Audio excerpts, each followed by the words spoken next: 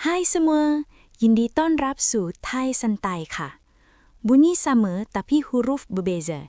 Inilah vokal serai mai muan dan vokal serai mai Malay.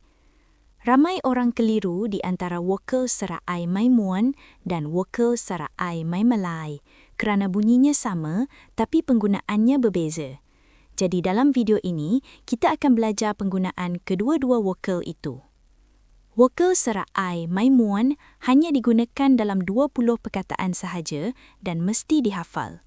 20 perkataan itu ialah yai, besar, mai, baru, sapai, menantu perempuan, cai, guna, fai, berminat, sai, pakai, long lai, terpikat, krai, siapa, krai, bernafsu atau ingin, bai, daun, sai, jernih, dai, apa saja, nai, dalam atau di dalam, cai, betul atau ya, tai, di bawah, bai, bisu, yai, fiber, klai, dekat, hai, beri, jai, jantung.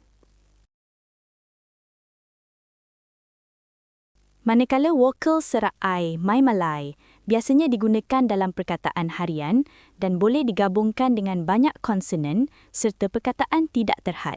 Contohnya, Thai, Thailand, kai, telur, mai, bukan atau tidak, klai, jauh, fai, api, mai, sutera, nai, di mana, sai, usus, pai, pergi.